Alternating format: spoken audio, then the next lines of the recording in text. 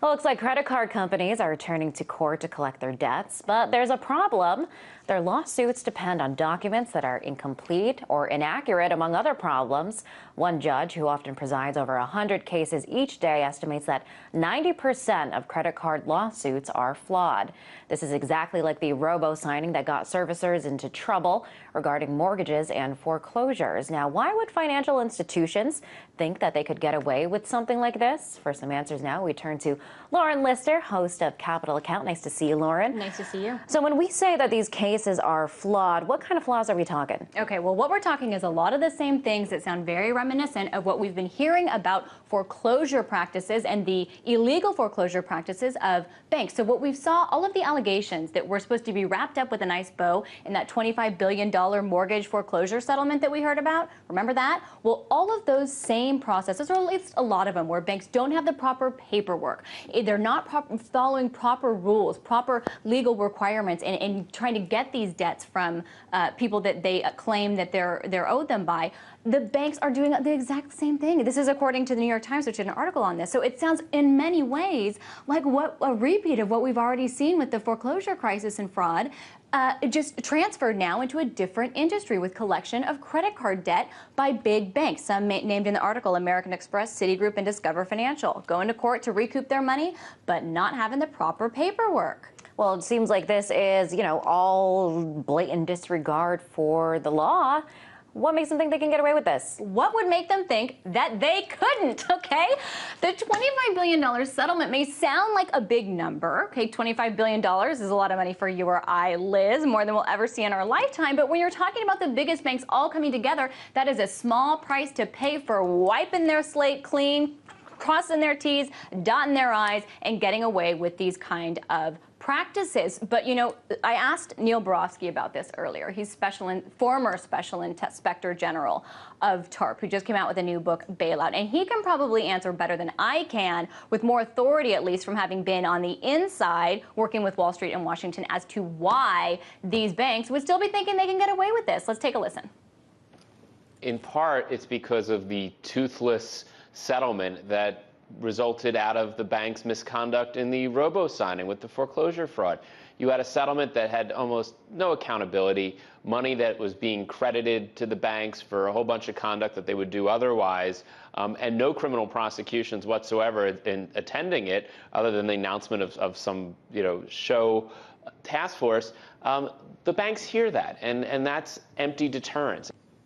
And that task force that he mentioned, we haven't heard a lot from. We certainly haven't heard about any big cases that they're going after, criminal cases. And so, Mr. Borofsky gets to a lot of the things that I hear from many guests, many experts, and that we believe, which is that there really has been no major punishments in the wake of the financial crisis that would make banks think that they don't want to do these things, or that they can't get away with these crimes. And when we see, Lauren, these cases with the bankers and the banks, they seem to be civil and not criminal. What does Borofsky think about that? Well, we did talk about that, and that he does believe that the lack of criminal prosecutions is a problem. And one thing that I thought was really interesting that he details in his book, and that we talked about in our interview, was the lack of desire for criminal prosecution. See, Borofsky comes from prosecuting in New York, the Southern District of New York, a very well-known region where he prosecuted the Refco fraud, which is a firm that went bankrupt, and he prosecuted the CEO and the president. He's been involved in these cases. He goes to Washington, he's overseeing TARP, and they build a case around a guy who is committing fraud. They have an airtight case, or at least he says their agents did, and the DOJ was afraid to push forward with it. And his read was that they weren't they were uncomfortable with going after such a high-profile case, and maybe hadn't had as much experience doing that. I mean, I guess someone like Borofsky was used to that when he was working for the prosecutor's office. But that very fact, if that is the case, should be concerning if our DOJ prosecutors are so wimpy. But one of the things that he did point out is he thinks that there's an experience gap. These are sophisticated white-collar crimes. They do require a knowledge of sophisticated issues. And he said that he believes there may be somewhat of an experience gap. He talked about moving resources away from an area like this to an area like counterterrorism. So there may be an experience gap. I don't know. That's certainly his speculation or assessment and analysis, but it's a problem. And yes, many people, including Borofsky, believe that unless there are criminal prosecutions, this will continue. Interesting. You know, we talk a lot about this kind of revolving door between Wall Street and Washington.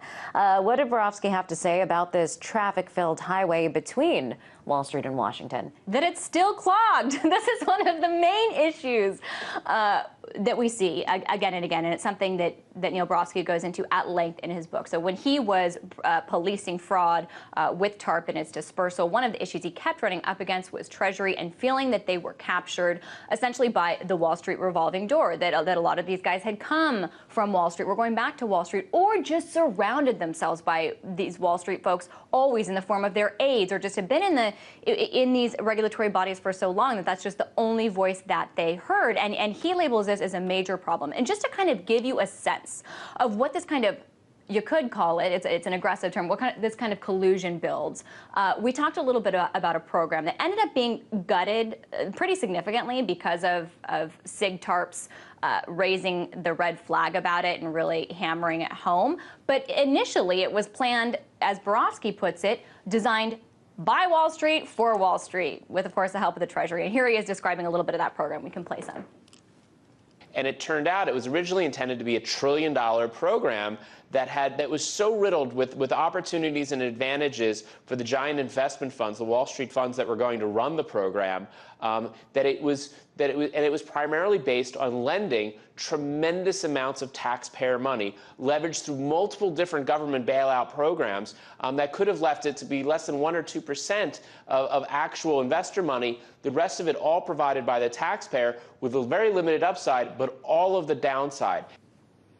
But that just shows what policymakers were thinking, that it was appropriate to give all of the upside to investors and all of the downside to taxpayers even after the financial crisis. It was like a rerun. And a lot of the things that Mr. Borofsky was talking about have this same trend. He painted a really interesting story about talking to William Dudley of the New York Fed about what kind of oversight there was going to be, what kind of protections against fraud in another TARP program. And he was saying, oh, well, we're going to rely on the ratings agencies. We're going to rely on our economic models, and we're going to rely on investor due diligence. We're not planning on compliance. So essentially all of the things that led to the financial crisis. And Neil Borofsky said that he does believe that this same kind of thought process where these regulators aren't able to see and adjust with the reality is a problem that still persists today. And LIBOR, of course, is something that we see that was during the financial crisis, but the New York Fed got a tip-off.